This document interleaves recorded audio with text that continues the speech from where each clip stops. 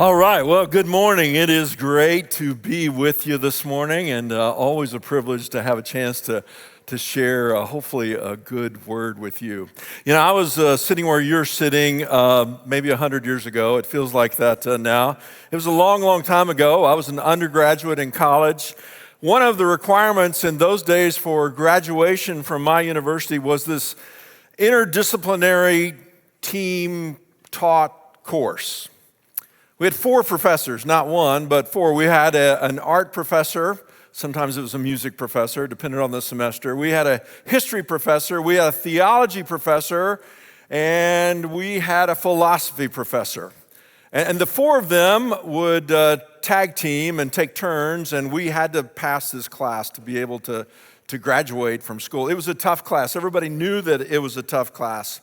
On the first day of class, our philosophy professor for this course walked into this large lecture hall. He looked at us and he said something like this: "Welcome. This course is about the search for truth. And before we begin, I want to ask you a question. I want to know how many of you are willing to truly be committed to pursuing the truth, no matter what it costs." And he waited, and most everybody in the lecture hall raised their hands high. It was early in the semester. We were still pretty enthusiastic about what was going on. We wanted a good grade, and so we had our hands up. The professor smiled, and he said, "Excellent, take out your syllabus." And he took out the syllabus. We took out our syllabuses, and he said, "I want to remind you that in this 18-page syllabus, you will find the truth for the course that you're about to take. It's going to be a class where you're going to be required to pass a final exam that's worth 50% of your grade for the course. And there's going to be group projects, and there's going to be essays, and there's going to be a 20-page final paper." And you know what happened? Slowly, hands around the room began to go down. Professor said to us, "What you're holding is the truth about this course, but notice how many of you liked the idea of truth right up until it involved reading and writing and studying and losing sleep." And then he added, "That's the thing about truth. We all say we want it until we find out what it demands of us." Well, this morning I want to continue a conversation that Blair started with you on Tuesday about this whole idea of truth. You see, right at the center of our university, right at the heart of the Christian faith, right at our true north is that word, truth. Not my truth, not your truth, not just opinions, not perspectives, but truth. What is real? What is trustworthy? What is ultimately worth staking your life on? I don't know if you've discovered this about your time at the university, but for me, I found out that college is a great time to ask some of those big rock questions of life. Who am I? What am I doing here? What am I going to do with my life? What am I supposed to do with my life? Is all of the stuff that they're telling me really true? Is Christianity true? What if nothing is really true? What if it's all just relative? Now, some of you get excited by those questions, and others feel anxious, even afraid, because, you know, when you start pulling on one thread, sometimes the whole sweater of certainty begins to unravel. And yet I think that's exactly where Christian university should be. Right in the middle of the questioning, not running from it, not shutting it down, not silencing it, because if Christianity is true, and I believe with all my heart, it's the reason why I'm here today, I believe it, then it doesn't need protection from questions. Good, honest questions. In the Gospel of John, the 18th chapter, Jesus was on trial. He was standing before the Roman governor who was in charge of the country at that time. His name was Pontius Pilate. And Pilate asked Jesus, he says, "So you are a king?" And Jesus answered him, "For this purpose I was born, and for this purpose I have come into the world, to bear witness to the truth. Everyone who is of the truth listens to my voice. And I wish we could have been there to actually have seen maybe the body response, the physical actions to what Pilate says next, maybe even to have heard his voice, because I really think that Pilate probably looked at Jesus and sort of waved his hands in his direction and said, what is truth? You see, he shrugged at the very idea of truth. Power he understood. Politics he was familiar with. But truth, that sounds like a philosophical game. And our culture today, I think, often sounds just like Pilate. What is truth, really?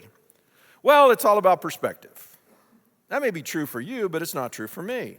Or no one can really know truth, can they? And into all of that, Jesus doesn't just claim to have truth. He makes this bold, outrageous, some would say crazy kind of statement. He says, I'm the way and the truth and the life. No one, I think that covers everybody, no one comes to the Father except through me. Not I have the best argument. Not I represent one truth among many. Jesus says, I am the truth. And truth in Christianity is not an idea to master. Truth is a person to know. You probably have figured out by now that we talk a lot about Jesus at SNU. Never will apologize for that. I confess to you that I love talking about Jesus. I love hearing other people talk about Jesus. I love reading about Jesus. If you know anything about Jesus, if you spend any time at all thinking about Jesus or reading Scripture, you know that Jesus liked to tell stories. Here's the crazy thing. He told the stories 2,000 years ago. The stories are still being told today. The Bible is still the number one bestseller every single day, every single year in the world. 2,000 years later, in chapels like this and church services, we're reading the stories of Jesus. And Jesus loved to paint word pictures and tell stories when he spoke. And one of my favorite is the story that I want us to look at this morning for just a moment or two. The story comes out of the Sermon on the Mount. If you don't know anything about the Sermon on the Mount, I will tell you that it's found in Matthew 5, 6, and 7. 3 chapters in the New Testament, very first book of the Bible, the New Testament. Why is it called the Sermon on the Mount? It's called the Sermon on the Mount because Jesus went up on a mountain and sat down and began to teach those that were following him.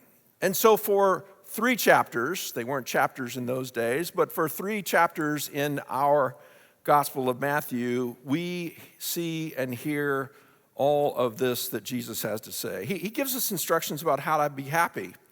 He talks to us about how we can make a difference in other people's lives. He tells us things that we should do and things that we shouldn't do. He talks to us about how to pray, and he tells us where our focus should be.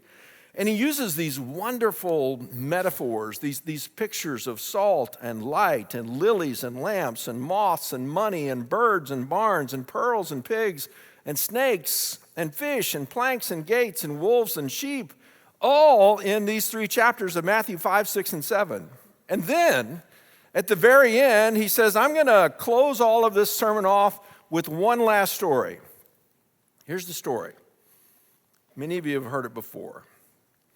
But think about where it comes at the end. He says, therefore, everyone who hears these words of mine and puts them into practice is like a wise man who built his house on the rock. The rain came down, the streams rose, and the winds blew and beat against that house. Yet it did not fall because it had its foundation on the rock. But everyone who hears these words of mine and does not put them into practice is like a foolish man who built his house on the sand. The rain came down, the streams rose, and the wind blew and beat against that house, and it fell with a great crash. One person builds a house on the rock. One person builds their house on the sand. Rain comes down on both of those houses. One house stands. Jesus says it's the house that was built upon the rock, the house that was built upon those that didn't just hear the words that he had to speak, but they practiced those words. You know, the story is a metaphor, but it's a metaphor that we can understand. Carolyn and I have friends that for many years owned a beach house on Bolivar Peninsula. Some of you from Texas may know where Bolivar Peninsula is, but it's just off the coast of Texas. Most people go to Galveston and they take a ferry across Galveston Bay, and that's where you get to Bolivar Peninsula. We did it often. We spent a lot of weekends, our family did, at this beach house. We didn't own it. They owned it, but they were kind enough to invite us, kind enough to share it with us, and just fantastic memories there. All of that ended when Hurricane Ike struck the Texas coast with 17-foot waves. Our friend's beach house, any idea where it is? Well, the truth is we don't know either. It's somewhere in the Gulf of Mexico, because it was completely wiped out, completely destroyed. There was literally nothing left of that. Well, you know, metaphors break down at some point. If you're building a beach house, in most cases, rock is not an option. You don't have the ability to build a beach house on rock. A number of years ago, I was a police officer. I was working the night shift in Houston. We left the station one night. We were outbound on Memorial Drive, and all I could see on the other side of Memorial Drive were concrete trucks or cement trucks. And I mean not 1 or 2 or 3 or 4 or 5. I mean 10 and then 20 and then 30 and then 40. Well, I got kind of curious about where in the world are these guys all going? And so we turned around. We were in a police car. We could go anywhere we wanted to, right? And so we went into downtown, and there in downtown was this huge hole in the ground. And they were backing up to it and pouring truckload after truckload after truckload of concrete. Why? They were building a skyscraper. And you can't build a skyscraper without a lot of concrete. Well, this morning we're not talking about building beach houses or skyscrapers. We're talking about building a life. And rock is an option for each of us. So here's the truth. You're building your life right now. Every single person listening to this message, you are building a life right now. You're not building somebody else's life. Your life has an influence on somebody else's, but you're building your own life. And how are you building it? Well, you're building it class by class, choice by choice, click by click, relationship by relationship. And you can build on sand. You can build on the sand of success, beauty, reputation, wealth, romantic love, political identity. All of those things you can build your life on. All of those, I would suggest to you this morning, are building your life on sand. Or you can build on the rock. A crucified and risen Savior who said, "I'm the truth. Follow me. I'm with you always." Let me add quickly that it's not easy because there are 3 competing visions of truth you're swimming in right now. Vision 1 is this: truth is whatever works for me. This is the cultural air that we are breathing in 2026. As long as it makes you happy, that can be your truth. Follow your heart. That's your truth. Live your truth. In this view, truth is basically personal preferences that are spiritualized. So the ultimate authority becomes my feelings, my desires, my sense of what will maximize my happiness and minimize my pain. Many of you have in your phone, have in your hand an iPhone. It's not a me phone, it's not a you phone, it's not a we phone, it's an iPhone. Some of you have iPads and iMacs. They're made by a company called Apple. You ever looked at the logo for Apple? You know, the logo for Apple is a what? It's an apple. What's missing in that apple? There's a bite out of the apple. I think it goes all the way back, and I don't know this for a fact, but I think it's representative of what happened in the garden. All the way back in Genesis, Adam and Eve, what did they decide to do? They decided that they were going to take a bite out of the forbidden fruit. It was going to be about them. They were going to build their life on what they wanted, what they needed, or at least what they thought they needed at the time. I mentioned a very long time ago I was a police officer before I was a pastor, and And I didn't write a lot of speeding tickets. My wife wrote lots of speeding tickets. You can talk to her if you want to know more about this. But I don't know how to work the radar units or anything like that, but she did. But I want you to imagine with me this morning, what would it be like if you were out on Interstate 35 and you got stopped by an Oklahoma State trooper? And the speed limit was 75 miles an hour, but you were doing 100 miles per hour. And the trooper begins to talk to you, and you've got some options in terms of excuses. Like you could say, I don't know, sir or ma'am, I just wasn't feeling 75 miles an hour today. It felt like a 100 mile an hour day. I'm wondering how that would work out for you.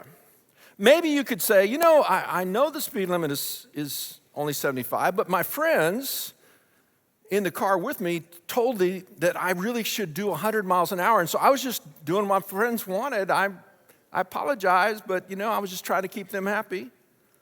Maybe this, if I wasn't supposed to drive 100 miles an hour, then the car manufacturer should not have made my car to be able to go 100 miles an hour.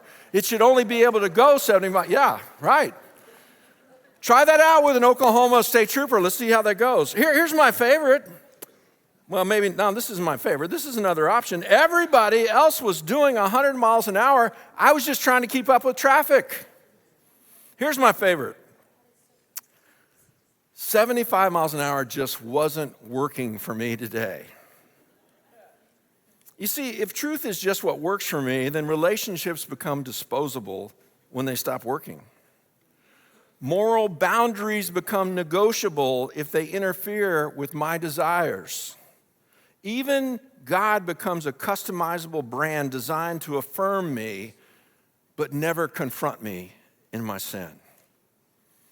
And in the end, that doesn't set me free, and it won't set you free.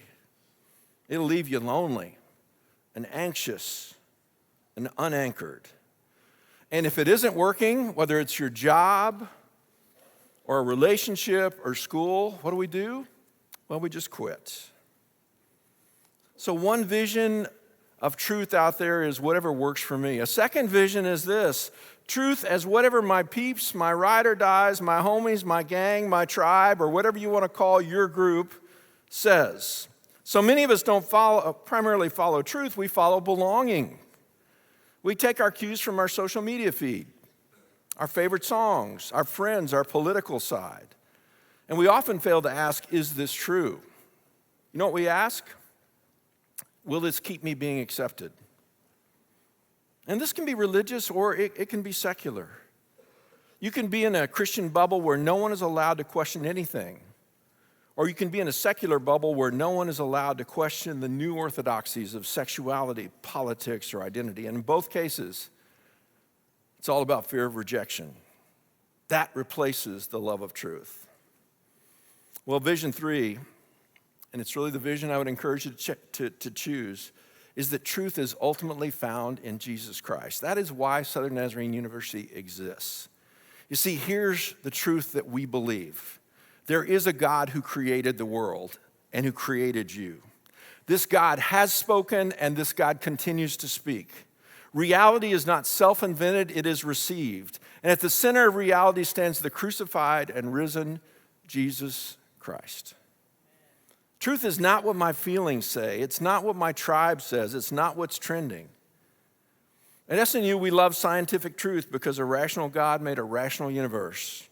We love historical truth because God works in time and space. We love moral truth because God's character defines goodness. We love personal truth because God knows you and calls you by name. But all of these truths gather around one center, and that one center is Jesus Christ. And so as a university, we use phrases like pursuit of truth. That pursuit is holy work. And if God is truth, then every chemistry experiment is an act of respect for God's world. Every history seminar that cares about what actually happened and honors the God of history. Every philosophy class that wrestles with what the meaning is, knowingly or not, is knocking on God's door. Can I remind you today that there is one that knows you, yes, you, completely. Every thought, every fear, every contradiction, every secret. He knows the lies that we tell others. He knows the lies we tell ourselves. And yet he walked to a cross to bear our guilt, our shame, our falseness, our pretending. And on that cross, the truth himself was treated as a liar and a blasphemer so that liars and pretenders like us could be forgiven and made new. And then he rose from the grave, not as an inspiring metaphor, not as a historical figure, but as a body. God declaring that Jesus is Lord and his words are trustworthy and his offer to us is real. When you walk back to lunch or to your next class, you'll walk through an area where there'll be a prayer chapel built. Construction starts in March. But in December, while you were gone, they were out there testing the soil. Why do they test the soil? Because they want to make sure that they know what is in the soil so that they can form and design and build the proper foundation. This morning, I'd invite you to do a little soil test. Check of your heart, your soil. What are you building? What are you building on? So I want to invite you, not as your university president, but as a fellow sinner in need of grace, to bring your questions to him. Bring your sin to him. Bring your future to him. Bring your whole self to him. And trust that he is, in fact, the truth. The one solid place to stand in a world that keeps asking, what is truth? And everyone that you know, everybody that you're sitting next to, everybody that you hang out with is seeking truth. And if you've found the truth of Jesus, then you have a responsibility to help those around you who are still looking. I love the story of a couple of runners who were competing in an international race in Spain. Kenyan runner Abel Mutai was a short distance from the finish line when he became confused by the signage and he stopped. He thought the race was over. That was his truth. He was convinced that the race was over. Close behind him was a Spanish runner, Ivan Fernandez, who saw what had happened, and Fernandez began to shout at Mutai in Spanish that he needed to keep going because he hadn't finished the race. Well, Mutai didn't understand Spanish, and so what did Fernandez do? He grabbed him, physically grabbed him, and began to push him to the finish line so that Abel Mutai, the Kenyan runner, could actually win the race. People thought he was crazy. A journalist later asked Ivan Fernandez, why in the world did you do that? You could have won the race. Fernandez had a great line. He said, my dream is that someday we can live in a community where we push and help each other to win. Can I tell you that my dream is that SNU will be a community that's always gently pushing and helping other people find the truth of Jesus Christ. Would you stand with me for just a moment? I've got some friends, and you've got some friends that are scattered around the room, and they're going to spread out around the room. Some of them are going to come right down here in the front, and we're going to close with prayer today. But we're going to close with prayer specifically for you if you want to be prayed over. We've done this before. We did it in the fall. If you're new, this will be the first time for you. But come on, Dr. Fitzgerald, Dr. Earl, don't be shy. Come on, spread out along the sides, along the front. This is free. How good is it to be prayed over by somebody who believes in you, who loves you, who cares about you? If you've got a specific prayer request, you can actually share that prayer request with them, and they'll pray for that. But if you just want to be prayed for, you just want a blessing prayed over your life, you don't have to know the person. If you do know the person, they're one of your professors or coaches or student success or wherever they may be, that's awesome. But for the next few minutes, that's what we're going to do. That's how we're going to close the service. Blair will come and give us some benediction in a few minutes. But find one of these people. I'm going to come right down here too because I'd love to pray over some of you and give them the opportunity to say a prayer over you as we close out this service.